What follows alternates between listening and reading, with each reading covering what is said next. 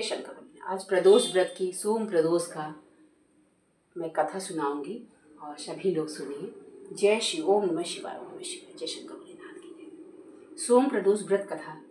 व्रती प्रातः काल नित्य क्रिया से निर्वृत होकर आचमन प्राणायाम करे तथा सूर्य को अर्घ्य दे। यह संकल्प करे कि आज से मैं अपने मनोवांछित फल की प्राप्ति के लिए सोम प्रदोष का व्रत नियमित रूप से शिव पार्वती के पूजन सहित करूंगी। संकल्प करने के बाद गणेश आदि देवताओं की पूजा करे, फिर शिव पार्वती का विधि से पूजन करे तथा ओम उमा सहिताय शिवाय नमः इस मंत्र के 108 बार जप करे। जप करके भगवान शंकर की स्तुति करे। इस व्रत को जो कोई भी करता है, भगवान की कृपा से उसके समस्त कार्य सिद्ध हो जाते हैं। रोगी का रोग दूर हो जाता है, निर्धन को धन की प्राप्ति होती है, विद्यार्थी को विद्या प्राप्ति होती है, संतान चाहने वाले को संतान का लाभ होता है। यदि कोई राजा इस व्रत को करता है तो उसके राज्य में प्रजा सभी प्रकार से सुखी रहती तथा महामारी अकाल आदि का भय नहीं रहता। वह शत्रुओं का नाश हो जाता है।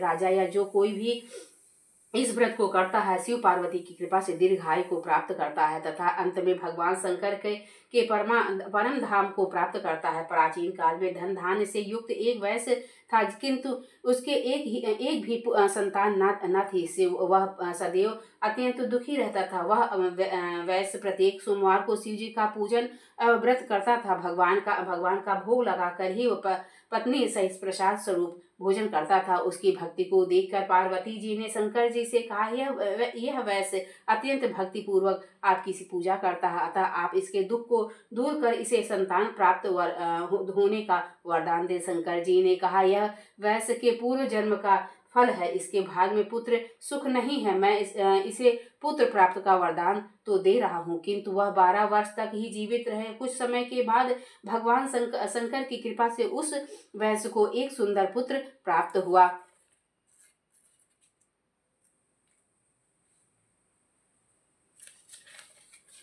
पुत्र के होने से वैश्य के घर में आनंद मनाया गया, किंतु वैश्य की चिंता दूर न हुई। उसे ज्ञात था कि उसके पुत्र की आयु केवल 12 वर्ष तक की ही है, किंतु फिर भी प्रसन्नता के साथ 11 वर्ष बीत गए। वैश्य की पत्नी ने अपने पति से कहा कि पुत्र विवाह योग्य हो गया है, अतः आप इसका विवाह कहीं करा दे। वैश्य ने अपनी स्त्री से कहा कि अभी पुत्र का विवाह विद्या पढ़ने के लिए काशी भेज रहा हूँ। अभी विवाह करने की क्या चिंता है, विद्या प्राप्त करके लौटने पर कुमार का विवाह करूंगा। इस प्रकार से अपने पत्नी को समझा बुझाकर उसने पुत्र के मामा को बुलाकर विपुल धन दिया और कहा, तुम अपने भांजे को विद्या अध्ययन के लिए यज्ञ आदि कराते हुए तथा ब्राह्मणों को भोजन व दक्षिणा देते हुए काशी ले जाओ। या लड़के के मामा ने अपने भांजे के साथ घर से विदा होकर वैश्य के बताए हुए व रास्ते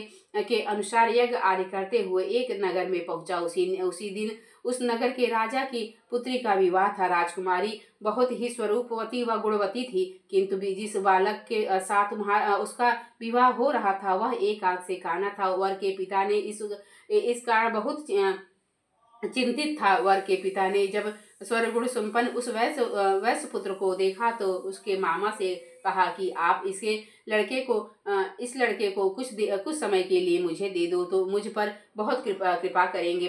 विवाह के बाद मैं इस राजकुमार को अपने आप को सौंप दूंगा तथा पुरस्कार स्वरूप अधिक धन दूंगा। वर के पिता ने जब इस प्रकार कहा तो लड़के के मामा ने उसका कहना मान लिया और अपने भांजे को वर बनाकर मंडप में भेज दिया। राजकुमारी और वैश्य पुत्र का विवाह हो गया। सिंदूर दान के बाद वैश्य पुत्र लौटने लगा तो उसने राजकुमारी की साड़ी में अपना संपूर्ण वृत्तांत लिख दिया और कहा, तुम्हारा विवाह हमारे साथ संपन्न हुआ है और मैं अब विद्या अध्ययन के लिए काशी जा रहा हूँ। एक कान्हा राजकुमार तुम्हें अपनी पत्नी बनाएगा और उसी के साथ तुम्हें विदा होना पड़ेगा। यह लिखकर वैश्य पुत्र विद्या प्राप्त करने के लिए काशी चला गया। जब राजकुमारी विदा होने लगी तब उसने अपनी साड़ी पर लिखे हुए शब्दों को देखकर पढ़ा और जब राजकुमार के साथ विदा विदा होने के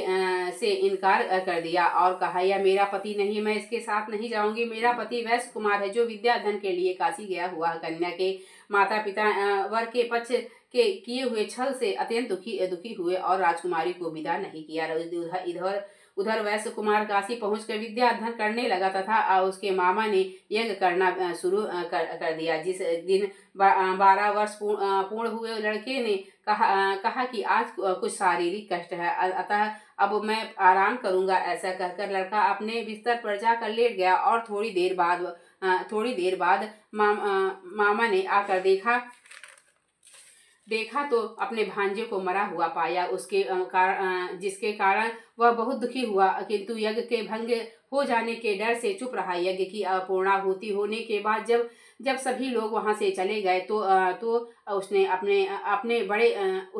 बड़े जोर से रोना आरंभ किया। दैव योग से शिव पार्वती उधर से कहीं जा रहे थे। पार्वती जी ने शिव जी से कहा, कोई यह कैसा करुण कंदक कर रहा है, जो वहां चलकर देखना चाहिए। पार्वती जी ने के कहने पर शंकर जी वहां गए और जहां पर वैश्य रो रहा था, बालक मरा हुआ पड़ा था, पार्वती जी ने कहा, यह तो वही बालक है जो आपके वर से प्राप्त उत्पन्न हुआ है।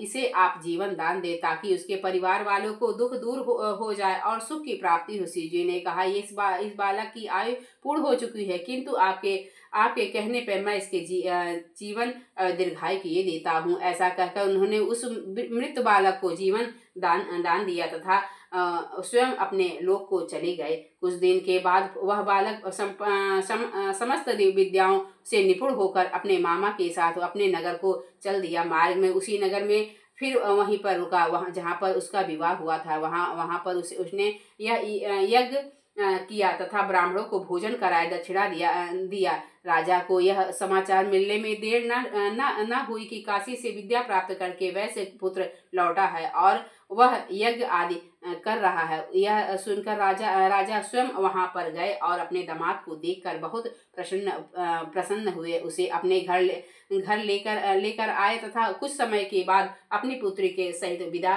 कर दिया। वैश्य कुमार अपने मामा व पत्नी के साथ अपने नगर गया और अपने माता पिता के साथ सुखपूर्वक रहने लगा और उसके माता पिता भी नियम पूर्वक सोम प्रदोष का व्रत करके अपने अल्पायु पुत्र को दीर्घायु बना दिया। जो कोई भी सोम प्रदोष व्रत करता है, वह पवित्र कथा को पढ़ता है, उसके समस्त कष्ट दूर हो जाते हैं तथा समस्त मनोकामनाएं पूर्ण होती हैं। बोलो उमा भगवान की जय, पार्वती मैया की जय।